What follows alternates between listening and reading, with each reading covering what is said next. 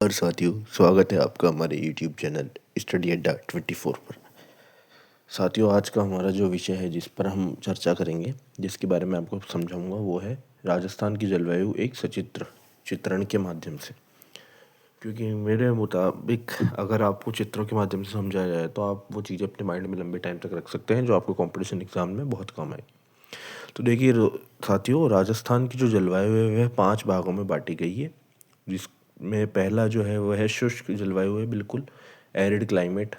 दूसरा है शुष्क, अर्ध शुष्क या स्टेपी जलवायु, सेमी एरिड क्लाइमेट। तीसरा है उपाद्र जलवायु, जिसे हम सब ह्यूमिड क्लाइमेट भी कहते हैं। चौथा है आर्द्र जलवायु, जिसे हम ह्यूमिड क्लाइमेट कहते हैं।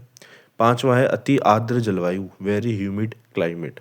तो ये तो जो राजस्थान की 5 जलवायु प्रदेशों में बांटा गया है, उसके हिसाब से इनका नामकरण हमने जाना है।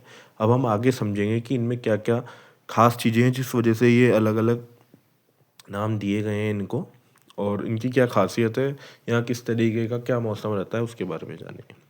तो देखिए साथियों, पहला जो हमारा शुष्क जलवायु था, एरिड क्लाइमेट है, वहाँ की हम बात करेंगे। तो राजस्थान में सबसे ज़्यादा तापमान जो होता है वो एरिड जलवायु में होता है, मतलब शुष्क क्लाइमेट में होता है। ठीक है। दूसरा जो ये एरिया है शुष्क जलवायु प्रदेश का, ये जैसलमेर, बीकानेर और उत्तरी बाड़मेर जैसे जिलों की तरफ फैला हुआ है। राजस्थान के जो मरुस्थल प्रदेश है मेनली वो यहीं आते हैं। यहाँ वर्षा सबसे कम होती है। वर्षा का जो स्तर है वो 0 से 20 सेंटीमीटर होती है, सबसे कम है प्रतिवर्ष। ठीक है। और जो इसका प्रतिनिधि शहर है, जो मेन जो है वह है शहर है जैसलमेर। तो आप ये याद रखिएगा, एग्जाम्स में इससे पूरे ये जलवायु से एक ना एक दो क्वेश्चन आते ही हैं, है ना। दूसरा जो अपना है वह है अर्धशुष्क या स्टेपी जलवायु, सेमी एरिड क्लाइमेट। तो देखिए साथियों, यहाँ का जो प्रतिनिधि शहर है वह जोधपुर है। ठीक है। और इसमें कौन कौन से ज़िले आते हैं, तो इसमें जालौर, पाली, नागौर, सीकर और झुंझुनू जैसे ज़िले हैं वह आते हैं। जहाँ सूखा जलवायु तो है, मतलब सूखी जलवायु तो है, लेकिन वहाँ कुछ कुछ जो वनस्पतियाँ हैं वो भी पाई जाती है स्टेपी प्रकार की, इसलिए इसको अर्धशुष्क या स्टेपी जलवायु भी कहते हैं अपन। ठीक है। यहाँ जो वनस्पति का मेन प्रकार है वह स्टेपी प्रकार की पाई जाती है। यहाँ वर्षा होती है वो 20 से 40 सेंटीमीटर प्रतिवर्ष होती है। ठीक है। फिर हमारा जो तीसरा आता है वह है उपाद्र जलवायु, सब ह्यूमिड क्लाइमेट जोन। ठीक है। इस जोन के अंदर जो हमारे शहर आते हैं या जो ज़िले आते हैं वह है जयपुर, दौसा, अजमेर और सिरोही जैसे ज़िले आते हैं।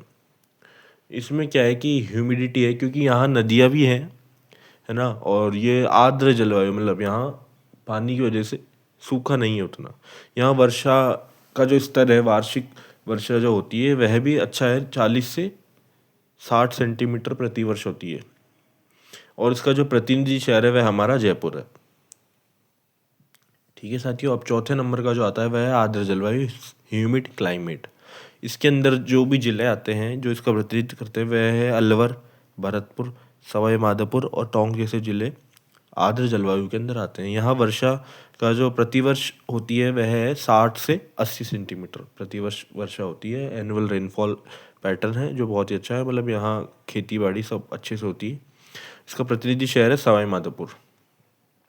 फिर आता है अति आर्द्र जलवायु, सब ह्यूमिड क्लाइमेट। इसके अंदर कोटा, झालावाड़, बांसवाड़ा और माउंट आबू जैसे क्षेत्र शामिल है, जहाँ बिल्कुल ह्यूमिड क्लाइमेट है, मतलब बिल्कुल नदियाँ बहती हैं, वहाँ ह्यूमिडिटी रहती है, बहुत ज़्यादा मॉइस्चर रहता है, आर्द्रता है बहुत ज़्यादा। और आप देख सकते हैं जैसे कोटा, झालावाड़ और बांसवाड़ा, यहाँ बिल्कुल बारिश रहती है। यहाँ सबसे ज़्यादा बारिश राजस्थान में यहीं होती है। प्रतिनिधि शहर है वह झालावाड़ है इसका। यहाँ बारिश होती है 80 से 120 सेंटीमीटर प्रतिवर्ष, अच्छी खासी बारिश होती है, जिस वजह से यहाँ वनस्पति है वो सवाना प्रकार की होती है, मतलब जंगल हरे भरे रहते हैं सालों साल।